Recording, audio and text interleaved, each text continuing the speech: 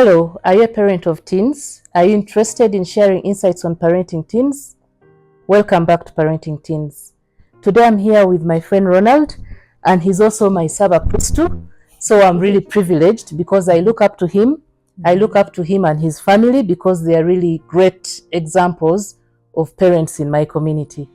Thank you so much, Ronald, for coming. Please introduce yourself. Thank you, Lillian. Thank you for having me on Parenting Teens.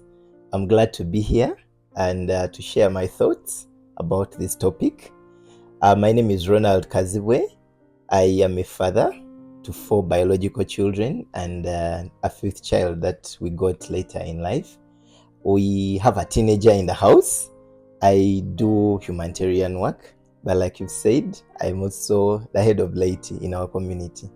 Yeah. Welcome. Mm-hmm. So today we are going to be talking about spirituality and parenting teens, upbringing of teens in our Catholic faith.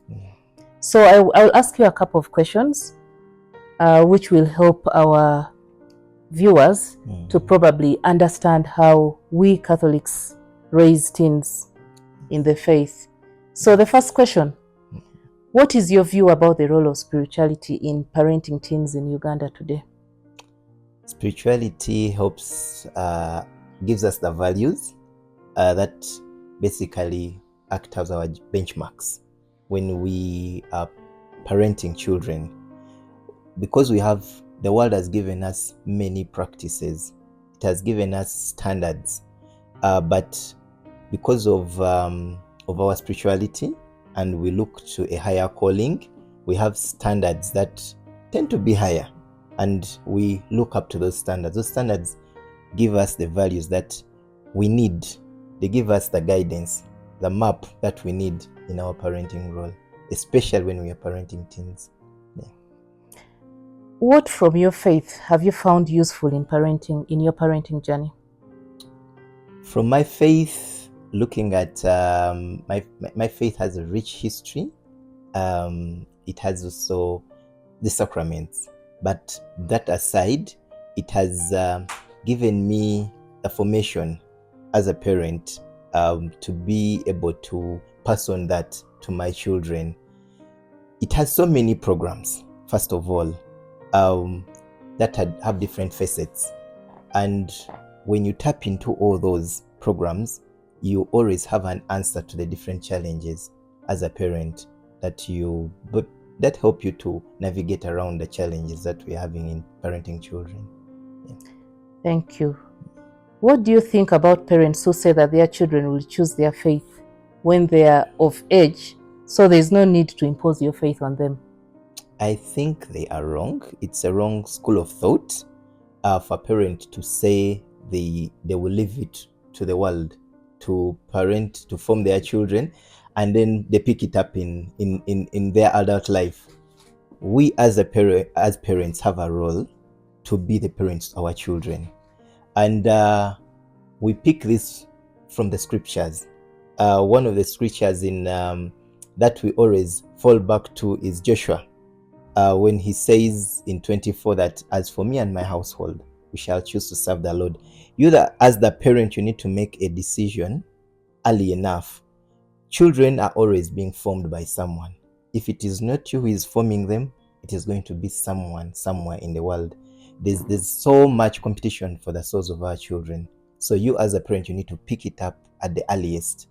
Deuteronomy 4:11 tells us, God commands us that we should love him. We should learn to give reverence to him. And when we do that, we should then teach it to our children.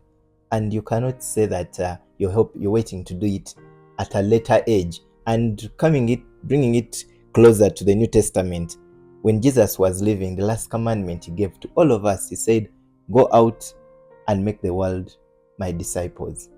And that world, we have a church in all our homes. That is where we're supposed to start the journey. So with our children, we're supposed to form them to be the disciples of Christ. Maybe the world will, when you interact with the world, maybe it will change them, maybe things will happen, but it is our duty. Once they're still in our houses, it is our duty as parents to form our children.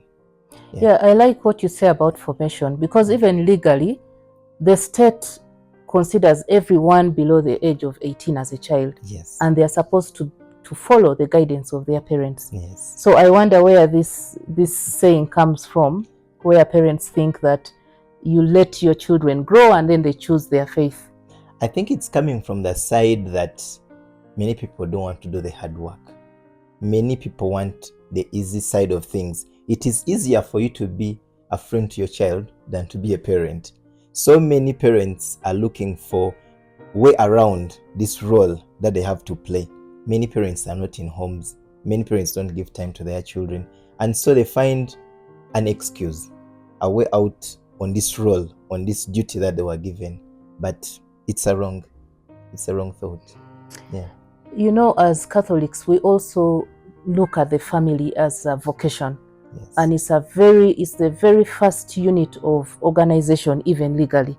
Yes. So if you think about the family as a very important vocation within our Catholic Church, how can we prepare ourselves as parents to be confident and ready to parent our teens and not give away the role of parenting to teachers, to maybe church leaders, to house helps, to everybody else in society other than ourselves?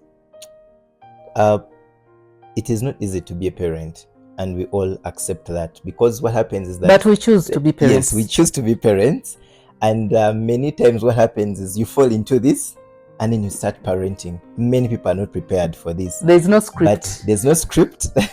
and the challenge is that sometimes you don't see your mistakes until many years later.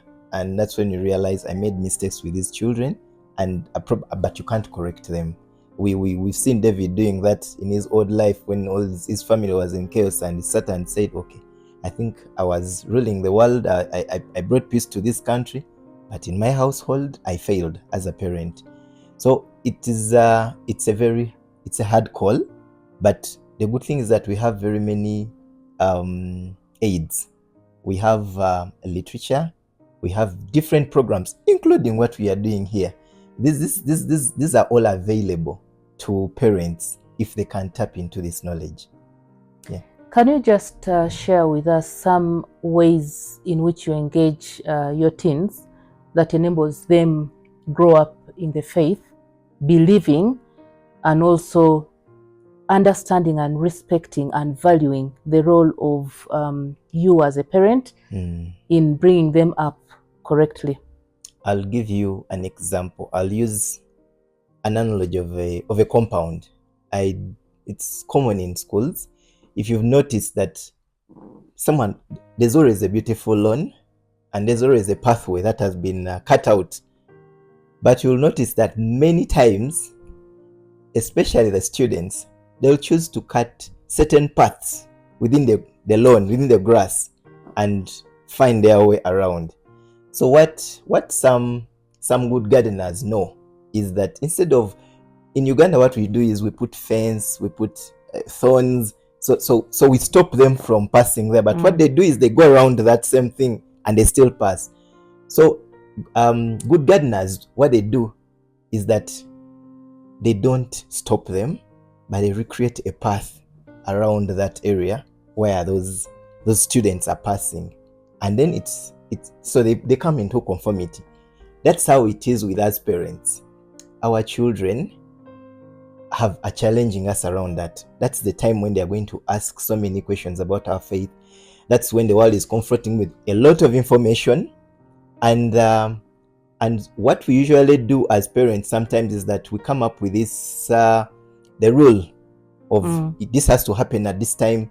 You need to pray the rosary. You need to do this at this time. But we are supposed instead to create opportunities for them to encounter God every day.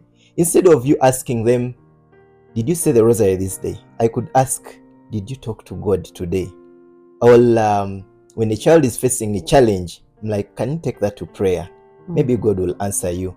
Or instead of when they come to me and they tell me there was this value that maybe they went around, there was this issue at school, and they didn't conform. Instead of confronting them, I'll make a conversation. What do you think was wrong? What would God have done? what does the scripture say?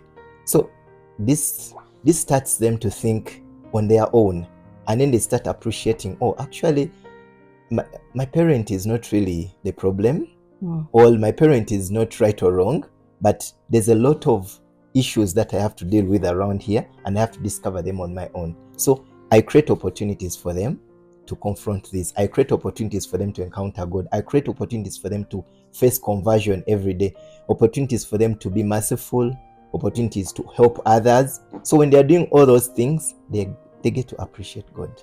And indirectly, I'm building their faith, and they're doing it on their own. That's right. Yes. And you earlier on mentioned, again, I go back to what you talked about, formation.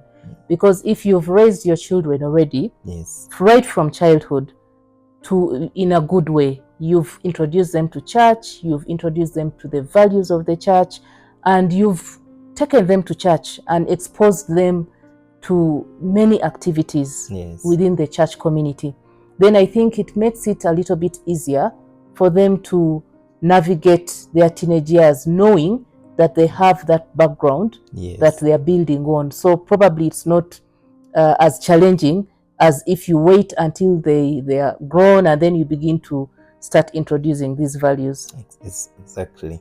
You introduce them piecemeal, things that are appropriate for their age. But also when you're in a church, you're in a community, they get to see very many different people.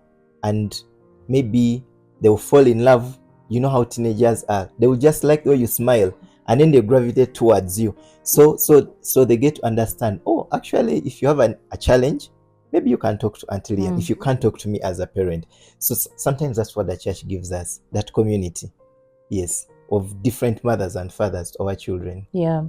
And then there are so many distractions these days. You know, we have social media, we have all kinds of things that teens engage themselves in. Yes. How are you able to bring them back to realize that, well, you have social media, you can, and also related to that, have you allowed them to have phones? And when they have phones, what kind of information do they access? Yes, I allow them to have phones. Like I said, you don't sometimes becoming too conformist. You create rebels, and they know, and then they start, when the day they are out of your household, they will say, all these things you stopped us doing, we can do them. Now you can't say, if I do them, what will you do? So we allow them to use the phone, but we put guidelines and say, probably when you use the phone, it should be for this number of hours. When you go into this phone, you shouldn't go into these sites. At some level, at that level, we block off some of the sites. There's so many apps to help you block some of the sites. And then you also encourage them to have conversation with you about what they see or what they do, they're encountering on the phone. So when they are doing this, you're helping them to have a conscience as they're using these machines. So when they are out of your house, they will always go back to some of these things because they already developed the practice. They developed the habits that, for me, when I go on the social media, I don't go to look at pornography. I know it is bad. It is something I don't do. But they need to start early. But if they go out of your house, when you denied them these things, and they go out at universities, you've seen so many children at the universities, that's when they start a drug, they start drinking. They go wild. They go wild because they are thinking, I have all this much freedom, and they denied me all these things. So what we do is that you don't deny them the things. You go guide them on how to use those things under your guidance, so that when they are away from you, you know that they will be well. Yes. I like what you're saying, because you can't shield them too much from the reality of the world. Yes. You introduce it piecemeal, Yeah. but you also have guidance so that they can integrate within the society. Because if you totally exclude them from the realities of the world, then Yes. probably they are going to be confronted by challenges that they cannot, Yes. deal with. It is your role to prepare them for the harsh world. Yeah. And they should do that under your guidance so that they understand. Someone once told me that, we have this habit of feeling like, this is my family, this is my home, I raise my children very well, and the neighbor's children or the other family is not raising their children with the values that you believe. But then at the end of the day, these children are going to meet the other children. Yeah. And you're not going to control whom they are going to relate with. Yes. They might even end up marrying the other children.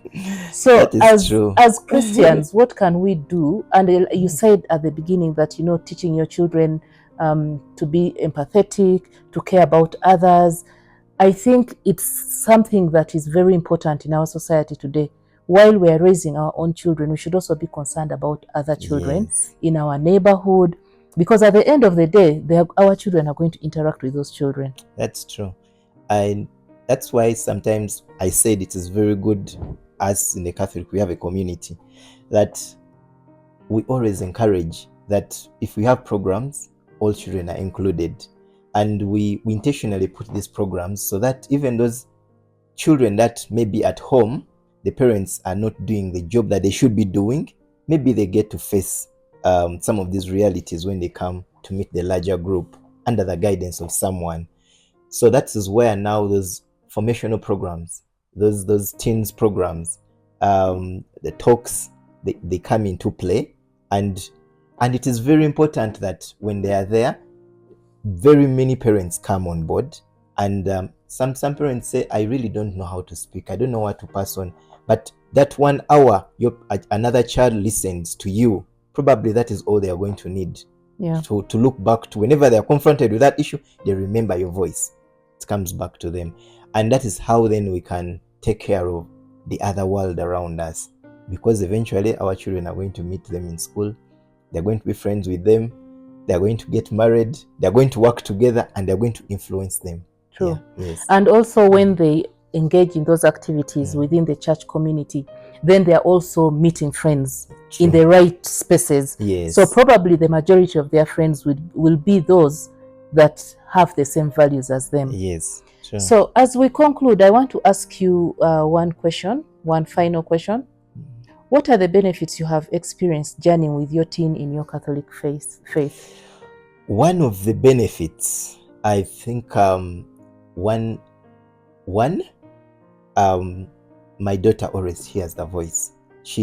My daughter is now in boarding school, but we talk. I think she calls every 2 days to just tell me some of the issues that she was confronted with, and then she still asks, Daddy, what do you think I should do about this?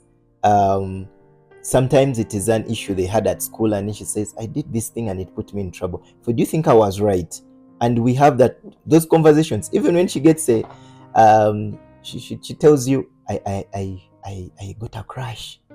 This boy I liked. How do I deal with that?